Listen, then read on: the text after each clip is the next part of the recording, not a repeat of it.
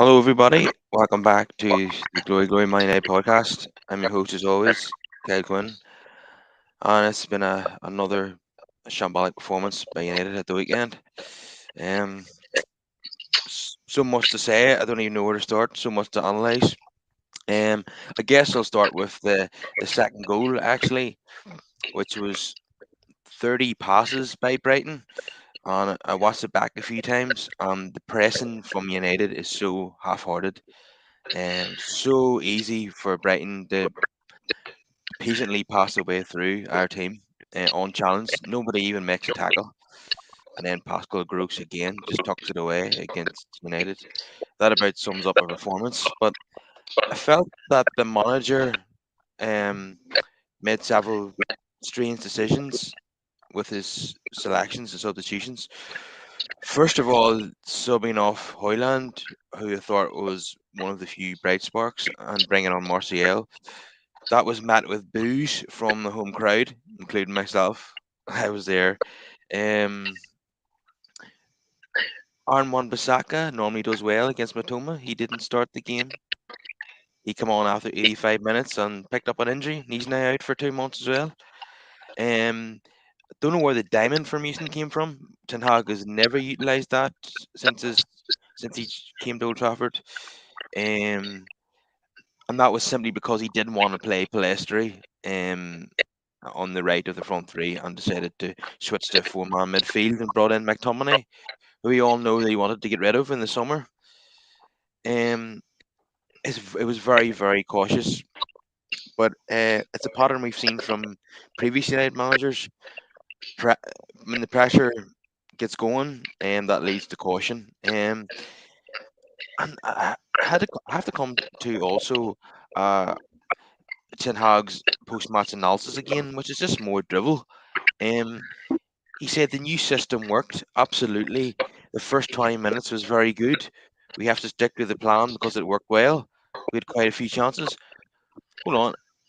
Whilst I agree United started the game well, but football is not a 20-minute sport. Like it's now a hundred minute sport in the Premier League with all these 10 minutes being added on at the end of the games. So United are in absolute disarray at the moment, Nigel, aren't they? Oh, it's depressing, Kyle. It really is.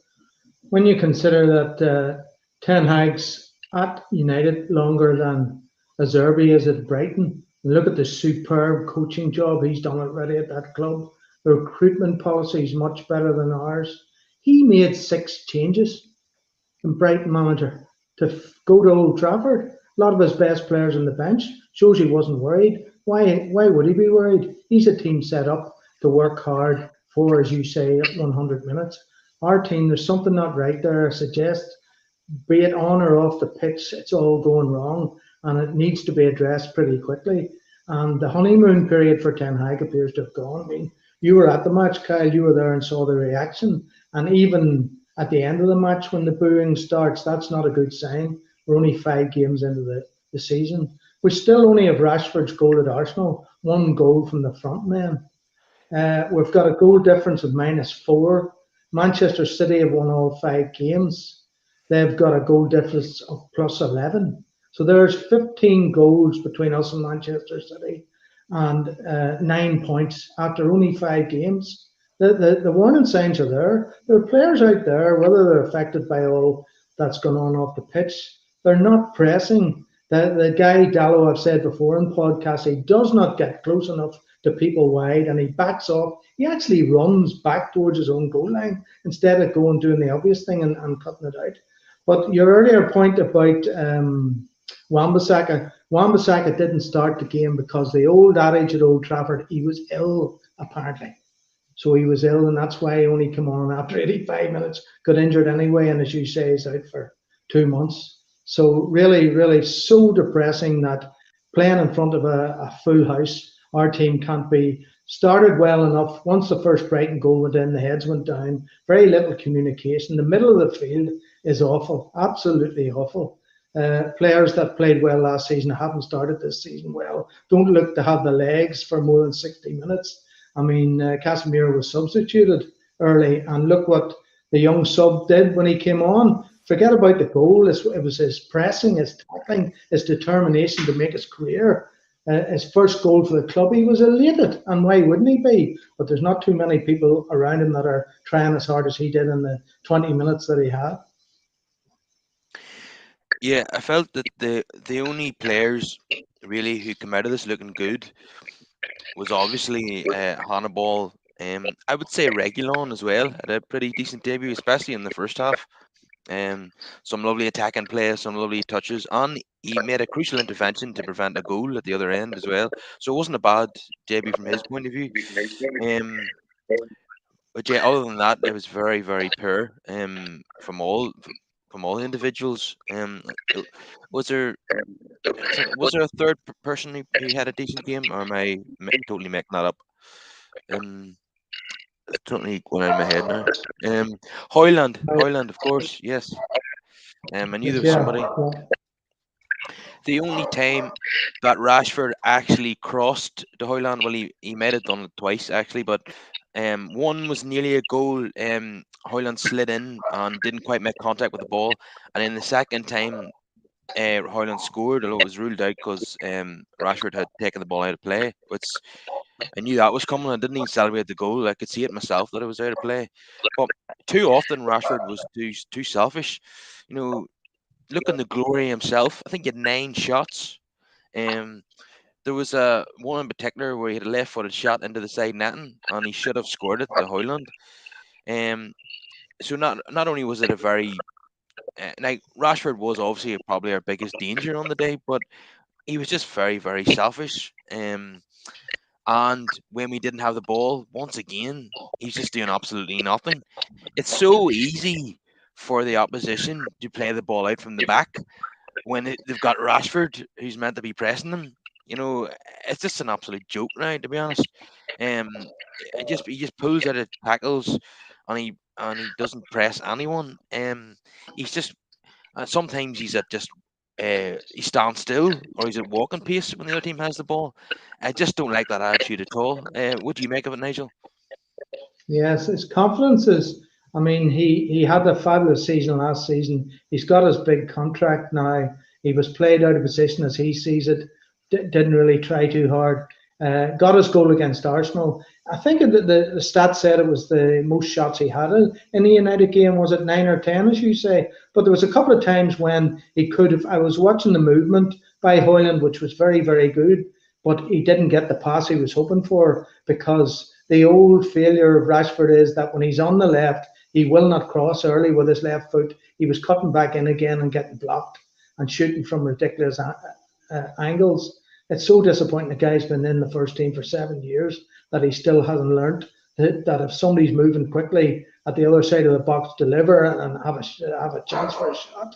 He was just doing it all. Whether he's under pressure, he feels he's the only one that can score. But the manager needs to address that. He just can't go on cutting in and into cul-de-sacs and getting lost. And as you say, if he's not doing his bit pressing when they have the ball, United made them look fabulous. I mean, Dunk there, who's now playing for England, he had so much of the ball. He was spraying about like begging power because United gave him all day to have the time and the ball. He was playing the ball wide, right and left, the way we thought Harry Maguire would do for us, and it never happened. So it's so frustrating, isn't it?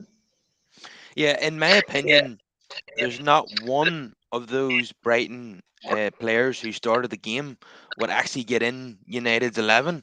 And that's a damning indictment on not only the coaching, but the attitude of the United players.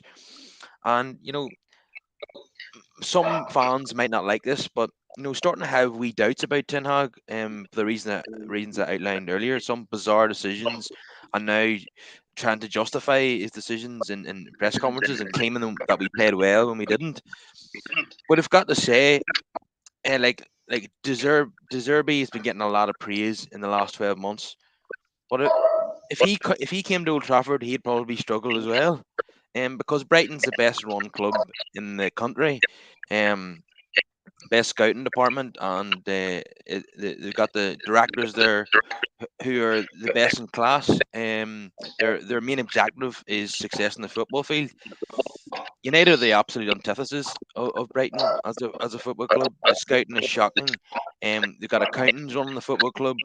Got absolute leeches who treat at the top of the club who treat the club like their personal ATM. So um, I'm just at the point now that there's absolutely no point in sacking the manager and replacing him with another one because nothing much is really going to change. Would you agree, Nigel?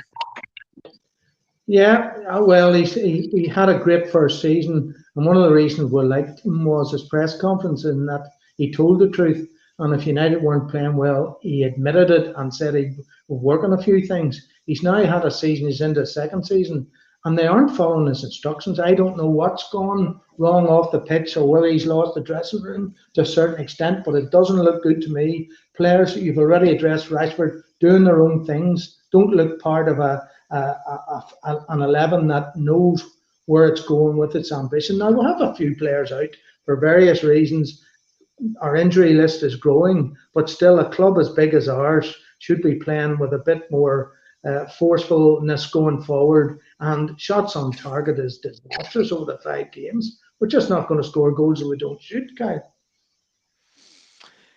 Yeah, and Ten Hag's trying to say we were unlucky because we didn't score with our chances.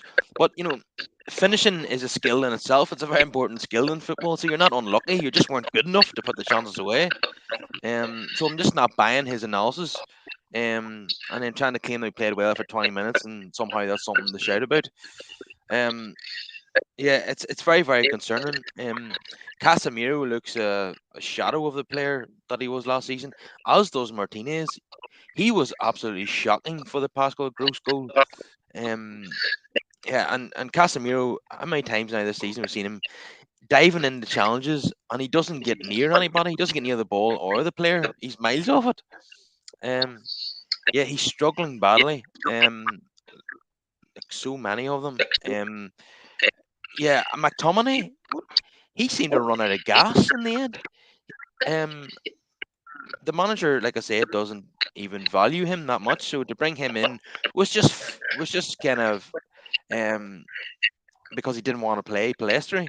And he didn't trust Palestri to play on the right wing, which he should have done.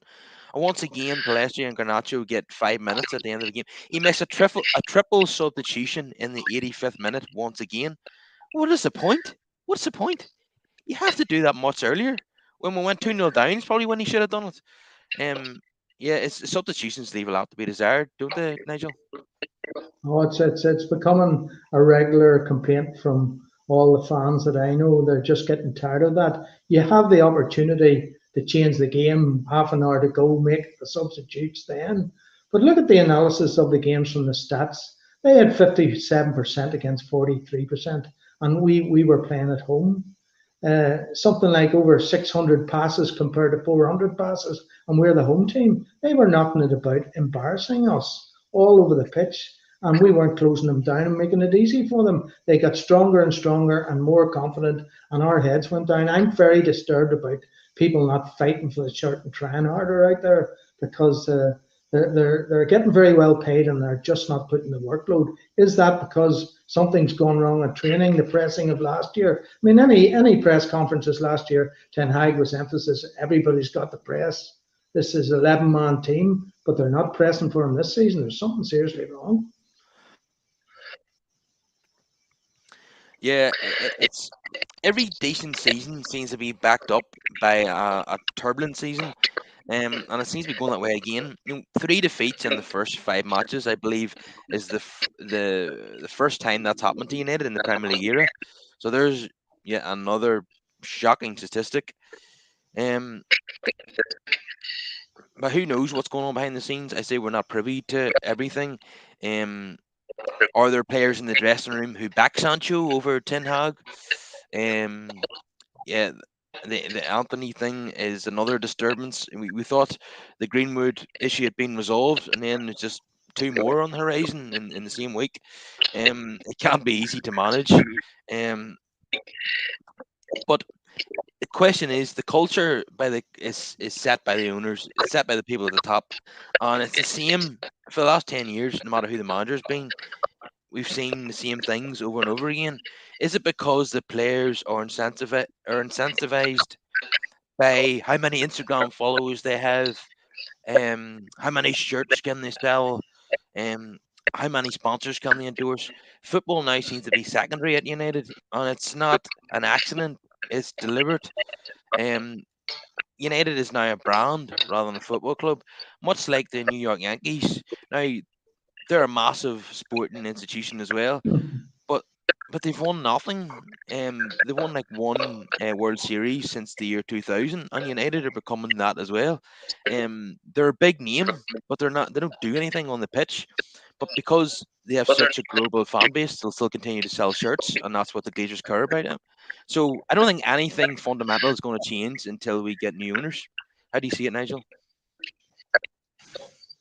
It looks very much that way, but a trend that's developed this season that we have signed two players, the centre forward Highland and the midfielder Arabat, and we signed players who are injured to various degrees. Can you imagine Pep Guardiola and the setup at Manchester City signing players that can't immediately play for the club? They're injured. There's something seriously wrong. Are our medical people not looking at these people closely enough? You don't pay millions and millions of pounds bringing players into the Premier League. The fans turn up, expect to see the new signings, and they're injured. There's something needs to be looked at because that, especially at the moment when we're already players down, we need everybody fit as quickly and as early as possible because this is a crisis. 3 defeats in 5 games is very, very poor for a club of our size. And the small matter of Bayern Munich in the next game. Um, it's a case of pick what score Bayern are going to win by. In my opinion, Yeah. is it going to be 4, 5, or 6? Um, Now we've seen before in games where United can turn it on against the big boys, but that usually comes at home under Ten Hag. In away fixtures, we've a tendency to get absolutely battered, just getting beaten out of sight, and wouldn't surprise me if that happened again at the Allianz Arena. Listen, if the attitude is not right and Bayern score early, all bets are off.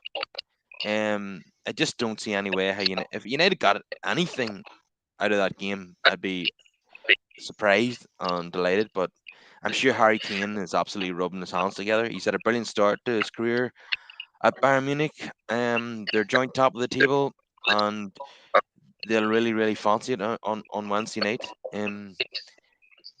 So Wan-Bissaka injured as well, so there's another added to the injury list. Like you say, we sign injured players as well. I mean, that's another incompetence of how the club's run. That we're doing medicals, things have been flagged up, and we sign the players anyway. I mean, there's no other club who does that.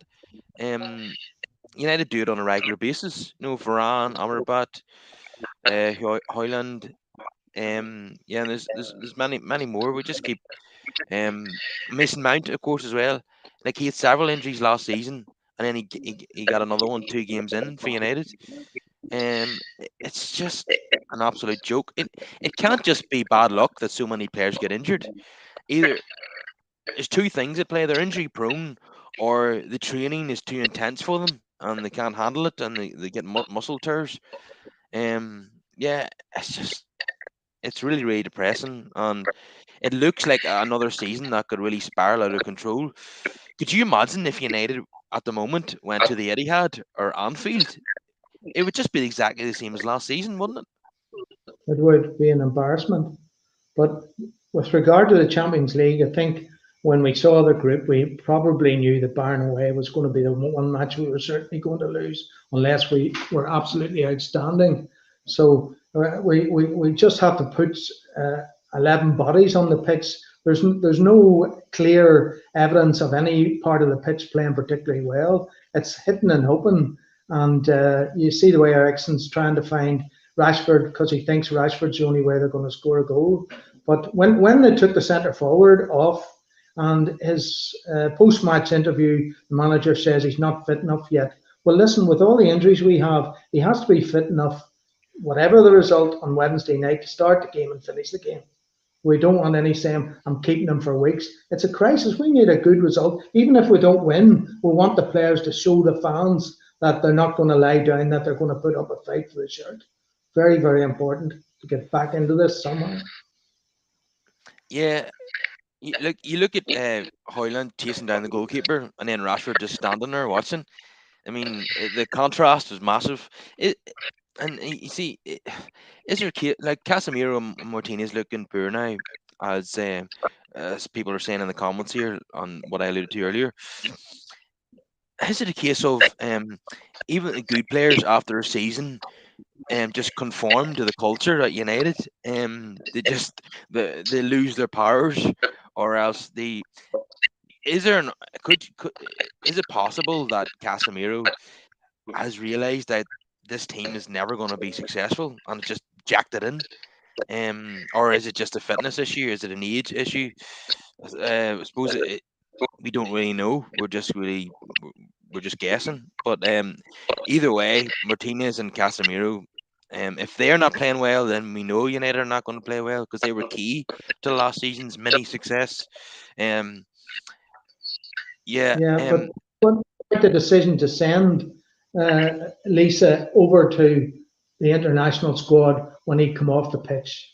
Why wasn't he kept at home and looked after by the medical people? He went out there and wasted his time. He wasn't involved in either game for his country. I mean, in Fergie's time, we all know he pulled players out. If it was any sort of a minor strain or whatever, he whipped them out of international squads because maybe he had an important fixture immediately after the break.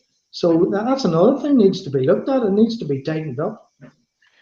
Well, players just seem to do what they want now. I'm afraid. They think they're emboldened to challenge the manager on social media an hour after he gives an interview. Um, and that guy is now watching the under 18s on a Saturday afternoon. But this is a situation that Ten Hag doesn't need.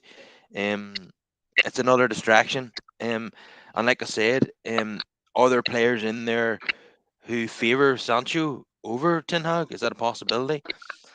Another thing I've got to say is that there's so many players in the squad where it doesn't matter to them if United lose.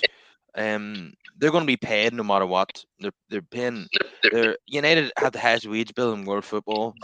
Um, Apparently they have the most expensive squad in world football now as well. And it's not value for money. There's so many players on 350k a week, and they're just so undeserving of that pay packet. I've got to say that I think, in my opinion, the likes of Rashford, Sancho, and Martial, does it really matter to them if United win or lose? I don't think it hurts. I would say it would hurt the new guys, obviously, Martinez and Casemiro, but there's a few people in there I have my doubts about. They've let us down so many times in the past. Um, yeah, it's just there's a real culture problem in that dressing room. I would say there's things going on that we're not privy to at the moment.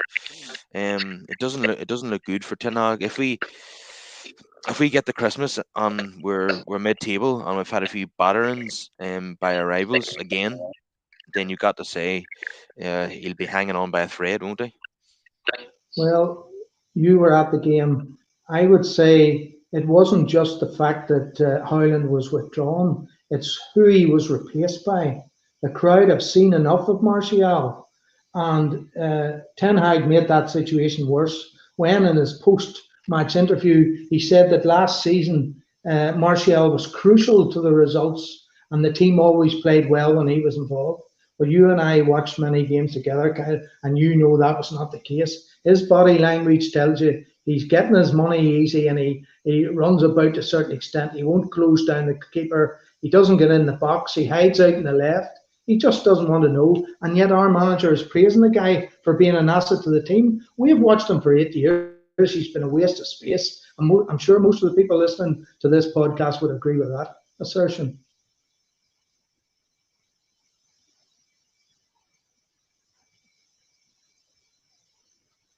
Ten Hag was being pressed in the press conference about um, the substitution that was booed by the crowd. He was trying to say it was a compliment to Hoyland, but that's only half the story. The crowd were obviously angry at who was coming on for Hoyland, like you say, a totally Yeah. useless player who's done nothing in the last 2 years. Um, Nobody has any faith in him anymore. So, like, okay, if you wanted to bring on an extra striker, and he took off somebody else and brought on Martial alongside Hoyland, it would almost make some kind of sense. But the bring off one of the better players and bring on him, who's notoriously lazy, it just angered the crowd. And Ten Hag didn't seem to get that. He's clear. He's always trying to justify his decisions now. And we've seen that with previous managers. It's like Joe Blackman says here. It's a culture at United that makes players underperform by thinking they will outlast the manager, and they probably will. And yeah, I wanted to come to that as well. Like Rashford's not asked whether he follows Ten Hag's instructions or not, because he's probably thinking, I'm on a 5-year contract. Ten Hag could be sacked in 3 months. So why should I listen to what he does? I mean, Ashley Young did a interview there with Talk Sport today where he said about even now he's afraid of Alex Ferguson. Um, that was that if Alex Ferguson phoned him now, he would turn the music off because he has that much respect for him, and there's the fear factor there. Players now don't fear the manager. The manager's only given soft power by the hierarchy, and they know, and they've got rid of so many managers now that they know they can get rid of Ten Hag as well. So yeah, the culture just absolutely rotten. I think it was somebody said here that the culture's not going to change unless we get rid of the whole squad and replace them. But even if they did that, the they'll conform to the culture that's been set by the people at the top as well, because their only objective is how much profit they can make and how much commercial revenue they can make, and the players are very much part of that. I mean, if you don't have a social media account on your arrival, like Malasia for example, you have to get one, because that's very very important.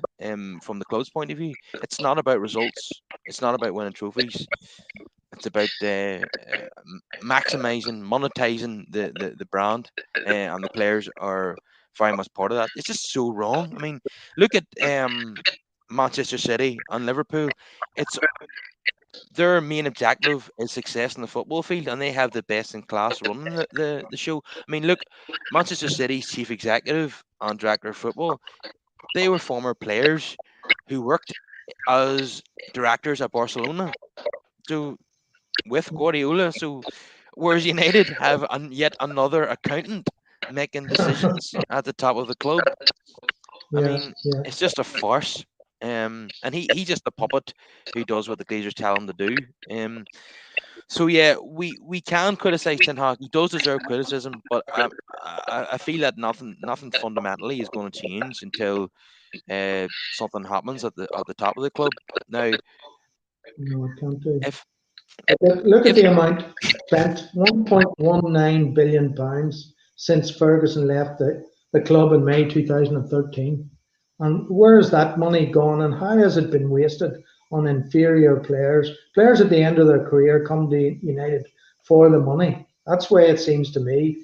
And they would not last 5 minutes at Manchester City, at Liverpool. If you're not producing it for the good of the club, they're not going to have you there. They'll get rid of you. And we have to ask the question: why did Jadon Sancho leave Manchester City in the first place?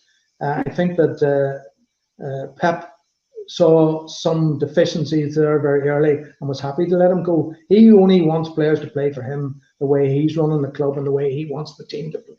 We need to learn from that. Yeah, there were disciplinary issues with Sancho at Dortmund and Manchester City, so United knew what they were getting into, and he hasn't matured at all. So that's another. I don't think there's any way back for him. But he's probably thinking as well, if I don't get a move to Chelsea, I'll be able to outlast Ten Hag anyway. Um, as Simon Davies says here, top to bottom, it's fucked. And that's a very short and simple analysis, but it's very hard to disagree. Um, I agree with him entirely. He's right. uh, yeah, there's nothing to look forward to at the moment, really. Now I was listening to another fan podcast recently. It's two guys who are, they have very well sourced information. And they were saying that if the Glazers wanted to sell to guitar, they would have done so. But the two Glazers, Joel and Avram, they want to get rid of their four siblings who want to cash in and they want to stay. So the best avenue to that is Jim Radcliffe and Ineos becoming majority shareholders and them remaining as minority shareholders. Um, and apparently one of the Ineos directors, is it John Reese, their financial director, was in Florida meeting the Glazers just last week again. So, but I would take anything. Like, people will complain about Ineos having a 69% stake and the Glazers remaining with a 31% stake or something. But that's still a lot better than it is now. And eventually they'll buy out the Glazers completely within 2 or 3 years. We just need a change at the top. I know everybody wants a full takeover, but even somebody buying a majority stake and having all the voting rights, that would be a major difference to what we have now. We need Radcliffe, I believe. Obviously, it would be a vanity project, but I think it's also legacy. He's 70 years old now. He wants to be remembered, and if he's not going to be remembered for his petrochemical company. If he's Man United owner and he returns the team to the top, that's what he's going to be remembered for. I think that's his main motivation. So the quicker that happens, the better, because they just have to go, because they play the club dry. There's no more cash. This is why we're loaning Voot Vikhorst and Marcel Sabitzer and Jack Butland in the January transfer window, because there's absolutely no money. Um, Even just to get the Amrabat loan deal over the line, we had to sell Dean Henderson for buttons. That's what we're operating on now. We're operating in the transfer market like Burnley. That's how bad it is. So, yeah. Really depressing. We referred earlier on to Martial. Is it not true that Mourinho couldn't get rid of Martial because Glazer decided that he was his favourite player and he should stay at the club? That sort of interference at that level with the manager's control of player distribution and signings and people leaving the club. You can't have that. That's what's wrong. It's all wrong. They need to start from the top down and get it right. But how's it going to happen while there's this impasse with the new owners? It's really sad. It's affecting everybody. And was there a protest at the game on Saturday, by the way? Uh, Not as far as I'm aware. I didn't notice anything and didn't hear of anything being planned. Not at this particular game, anyway. Um, yeah, somebody was making a joke that if Sancho was Joel Glazer's favorite player, then Ten Hag would be gone. And I think that's a reference to the fact that Joe Glazer is apparently a fan of Martial, and that's why, yeah, Mourinho wasn't didn't like Martial, wanted to sell him, and he felt like we're Pogba, but the board chose the players over the manager, and this is why they're emboldened to think that they will last longer than the coach, and don't give 100%. Um, so nothing really has changed, even though Woodward has left. All really happened was that he's replaced by his understudy, who's another accountant who went to university with him. Yeah, we're in serious diffs. But okay, so like we always do, we'll do the player ratings. So it's going to be very, very low, I can imagine, for many of these. Oh yeah, we'll come on to Onana first, obviously, and I got to say he should have saved the third goal. Now I know we've been spoiled with some spectacular saves by De Gea over the years, but yeah, I don't think Onana was good enough at the weekend either. So what would you give him out of 10 then, Nigel? I'd say I'd struggle to give him a four.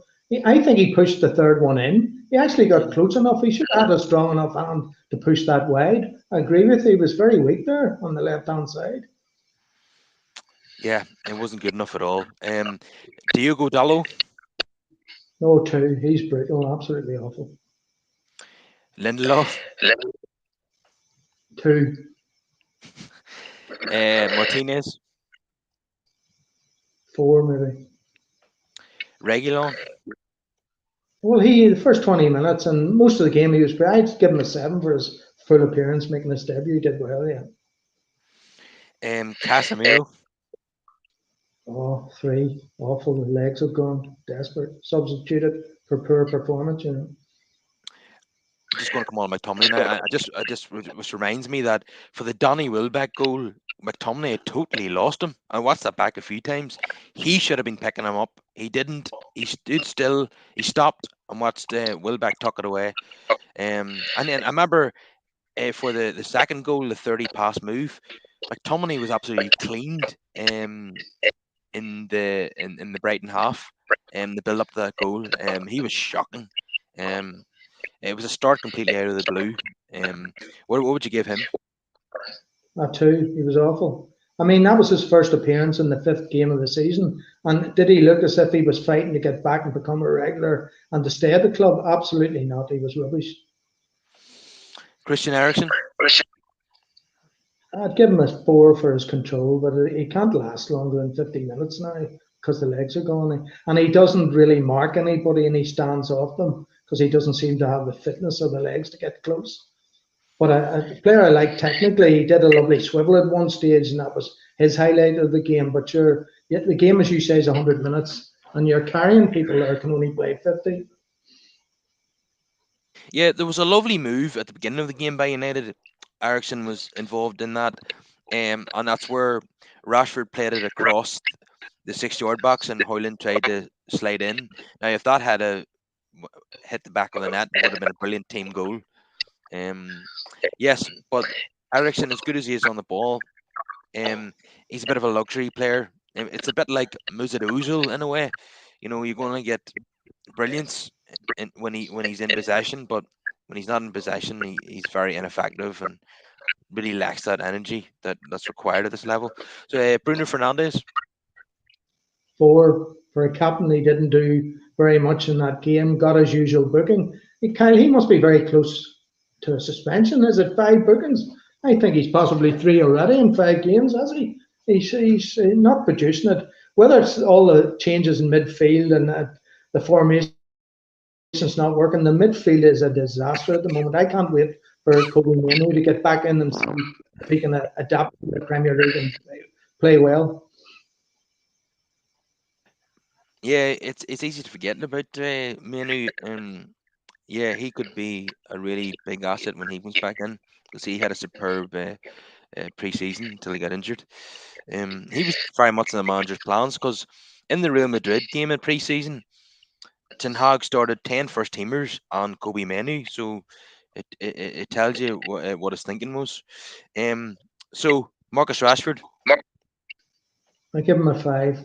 I think his body language is not good. If he doesn't score, and once they went 2-0 up and 3-0 up, his shoulders just dropped. He had lost interest completely, it looked to me. And he should be playing for the fans and playing for the shirt, you know. Is he getting ahead of himself? I don't know. Yeah, it's a strange one because he's probably United's most dangerous player, but he wasted so many opportunities and he does nothing when the other team have the ball. Rasmus Højlund on his home debut. Yeah, I'll give him a six. He started well, puts himself about. Obviously, he wants to play for the team. His fitness will grow, and he obviously wants to get himself in with the crowd and part of the team. But there's not a lot around him helping him, so it'll be a struggle for the first 3 months, I think, for him. Yeah, it's a terrible situation to come into. As a young player, when you're arriving at a big club, you need the team to be playing well to help you settle in. And now he's under pressure immediately to provide goals. Um, it's going to be a tall order for him. Um, yeah, it probably would have been a seven had that goal counted. Yeah. He he, he controlled it beautifully and he tucked it away nicely. So um, I'm sure he'll get more chances. But he needs a supply line.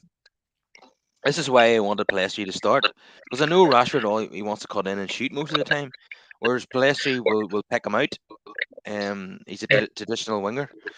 Um, and Garnacho should have got more.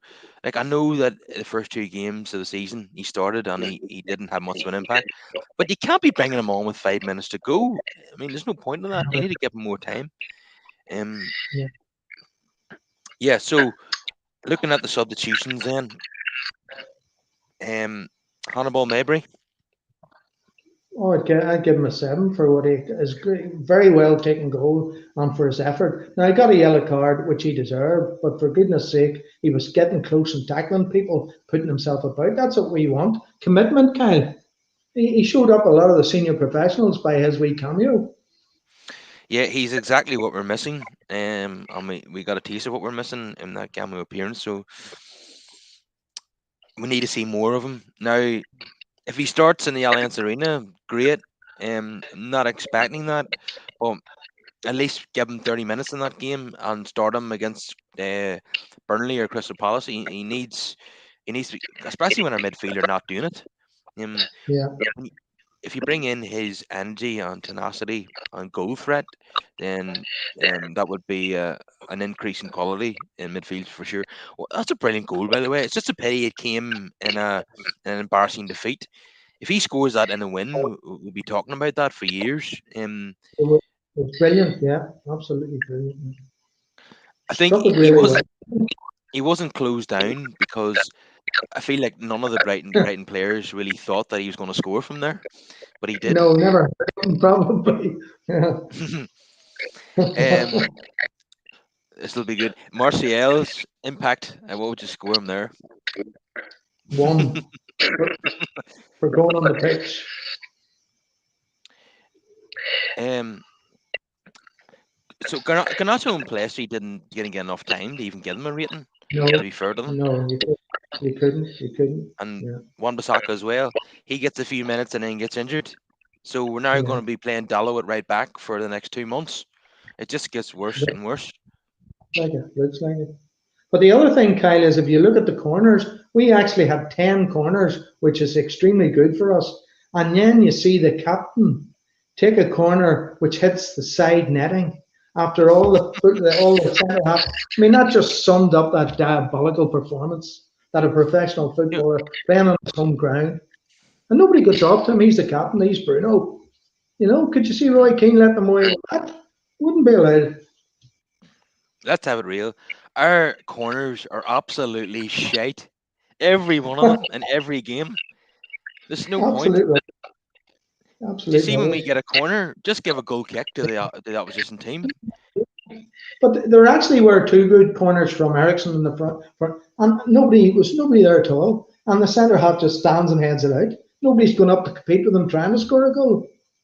You've got No. Lindelof at the edge of the box. He doesn't even try to attack the ball. What's Do you Ericsson supposed to remember? do? Do you remember when we had 10, 15 years ago when we had corners? You had Vidic attacking the ball. That's why he scored so many headers. He attacked the ball. Yeah, And Steve Bruce the same. You know, yeah. uh, Kevin you know, Moore. yeah. Well, obviously I don't remember that, but I'll take your word for it. Yeah, yeah. No, they're just too soft. They don't attack the ball the same. Um, eh, and Maguire, not to talk about him again because he didn't feature, but how many headers has he scored for England? And he scored about half of those for United, about three for United, and about 6 or 7 for England. It's a disgrace. He's got 7 English goals, yeah. And he'll soon tell you about them if you're prepared to listen, which I'm not. Yeah, how Harry Maguire gets into the England team is a podcast in itself. To be honest with you, Yeah, yeah. Well, I um, think Dunk did himself no harm at all. Dunk's a rival to Maguire, and he looked very, very competent there. In fact, he's the second player in the whole Premier League after 5 games in range of passing. Would you believe that? And he's a centre half. Shows you how well yeah, they coached at Brighton. yeah. They're so good at keeping the ball. Pascal Gross had 100 passes in the game, and he completed 98. My Um, goodness. the centre half, um, Van Van Heck, he had 102 passes in the game, and he completed 98. Um, See what they do is they keep possession in their own half for a long period, draw you out, Yeah. and then they'll exploit the spaces. Um, Absolutely. But they make themselves available, Kyle. They're always yeah, running, looking for space, so that when the one guy's got the ball, there's somebody to hit. And our team, you look up and there's nobody to hit, and you pass it back to Onana. It's absolutely dreadful. yeah, and we were all told about how we're going to play the ball out from the back with having this goalkeeper. Onana, he's having to play the diagonal balls out to the wingers or whoever's playing out there, long balls, because United are so crap at trying to play out from the back. Um, I know it's a work in progress, but really, all these players have we've seen them try to play it from the back. They just can't do it. And the Brighton back four are arguably inferior players, yet they're so well coached that they're brilliant at it. You do have to ask what we're doing wrong. Is the coaching just mediocre, or the players just not listening to instructions, or are they just not good enough to follow those instructions? Maybe it's a bit of all three. To be honest, Yeah, it's combination of, but the very fact that the Brighton manager was confident enough to make 6 changes. I watched the whole of the Newcastle Brighton goal. I hadn't got the guy, their centre forward, who scored a hat trick. He was on the bench. He only came on Saturday for 5 minutes. That Deserby was confident enough to make 6 changes going to an away fixture to Old Trafford, and he was never in trouble really. Just, United huffed and puffed for the first 20 minutes. As you say, Regulin did very well on the left hand side. They didn't get a goal, and the heads went down when Brighton scored, and when they got a second, they just seemed to absolutely throw in the towel, which for a club being paid, a team being paid that amount of wages, Kyle, is just not good enough.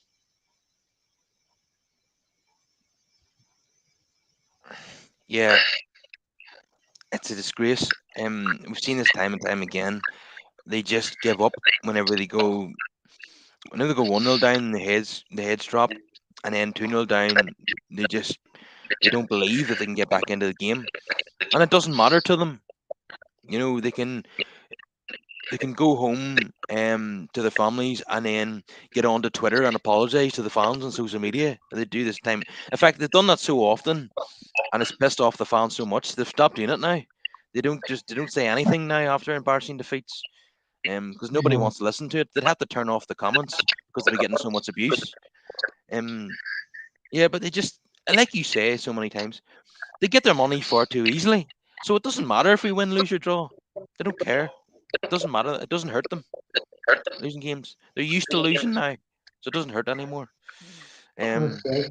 Last season, the manager would have said, "This isn't good enough. I'm going to get them training harder." Do you remember he joined them on a run after one performance? Now he's like you've called it. He's starting to make excuses and saying he sounds like a school teacher at times. He says they're breaking the rules and they're not doing this and they're not doing that. It doesn't hold water with me anymore. I'm getting tired of it, to be honest with you. yeah, and I think I would say some of the players are getting tired of him as well, rightly or wrongly. Um, it's just we're just going around in circles. I feel like we've been here before. And by the way, another embarrassing stat: Donny Wilbeck has now scored against United while Van Gaal was there, while Mourinho was there, while Solskjaer was there, and while Ten Hag was there. So it's 5 goals now. I think Donny Wilbeck has scored against Manchester United since he left. Um, why we in 2014 we decided that it was the right move for Van Gaal to move him on because we thought he wasn't good enough. But even Yeah, he um is scoring against United on a regular basis and having a good career and a really good team at Brighton. So so you got to say fair play to him, but it's humiliating that a player that we deem not good enough is just scoring against us on a regular basis. It's a real slap on the face to us as fans and humiliating for the club.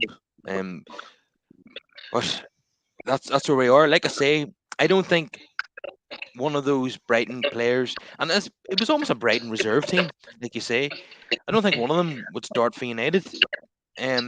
Yet they were so much better than us from 1 to 11, and that's clearly an attitude problem and a coaching issue. Um, yeah, so I think we'll wrap it up there for today. So I thought I lost you there for a second, Nigel. I think we've yeah, covered just about everything now. Um, okay. Before we wrap up, what do you think the score is going to be on Wednesday night? I think it'll be 3-0 for the home side. I think you're being a bit generous to United there by calling 3-0. I wouldn't be surprised by anything here. um, except the United win. Um, I would say if United are really good, with sometimes they can produce a performance, they might get a draw here, but I doubt it. It'll be 3, 4, 5, I think, and Harry Kane will probably get 2 or 3. Um, Yeah, well, we called it at the start of the podcast. If they score early, it could be any number, really, because we don't have the fight in the team now to put a performance in, you know. I don't think half yeah, the team are talking to each other. I really don't. There's no communication there at all. yeah, it feels like 2 years ago again in Solskjaer's final days when Ronaldo had fallen out with Maguire and Greenwood, and it was horrendous Yeah, atmosphere. Like, absolutely. um, Absolutely. but Bayern, they're joint top with Bayer Leverkusen, who they drew 2 each with at the weekend. They Mhm. lost to Leipzig, who are third, and they lost to them in the German Super Cup. So they're only 1 point behind. So there's 1 point separating the. I know it's early days, but there's 1 point separating the top three. They'll probably all challenge for the title. Bayern will get much harder challenges from the likes of Leverkusen and Leipzig than they will from United and Manchester United, in my opinion. Um, Yeah. I don't see us getting anything from this game, but it's a free hit for United because nobody expects them to get anything. So let's see what happens. Um, Yeah. Burnley at the weekend, another potential banana skin. Um, it's very different Burnley to what That's we used enough. to under. If he is a good coach and he sees people, even seasoned professionals, are not playing for him, another opportunity to start Palestri on the right hand side. And if Rashford isn't doing it, I would bring Garnacho on after 60 minutes and have them both playing. Away them to lose, than watch the rubbish that we're watching at the moment. Let's try and win games, score a few goals. I don't think he's brave enough to do that unless it's a League Cup game or something. Um, what do you see? The League Cup game against Crystal Palace, Palacio will start on the right and Garnacho will start on the left. But that's probably the only time you'll see that, unless there's an injury crisis or something. He's too loyal to so many senior players. Um, Yeah, but Solskjaer was the same. We're used to that guy. But he's disingenuous too, Palestri, because he didn't let him go out alone this time because he promised him more game time. So let's see the colour of his money. I want to see. Now, you and I don't know how good or not Palestri really is, but he has stayed loyal to the club. He's more caps for his country than he has appearances for United. He deserves a chance. yeah, that's an amazing stat actually. That he's paid more for his country than United. Um, Everybody wants to see him. But obviously, I was talking to a lot of fans before and after the game. I remember before the game, everybody wanted Palacio to start, but not many people expected to see it, and they were right. And probably the worst thing about the result is that it wasn't a surprise. Even a lot of United fans expected Brighton to win the game, and a lot Yeah. of the pundits and the media thought so as well. So nobody was shocked by it, and that's where we are at the moment. I know Brighton are good, but it's a reflection of how bad we are as well. So there's a real danger of this spiraling out of control. Like if we get smashed in Germany and then didn't win at Turf Moor, then it really is a mounting challenge for Ten Hag, and it will at that stage it'll be out of control. We've seen how quickly it spiraled for Solskjaer. What did we lose? Um, we lost. Was it 4-1 to Leicester, 5-0 to Liverpool, 4-1 to Watford, 2-0 to City, even though it could have been any score.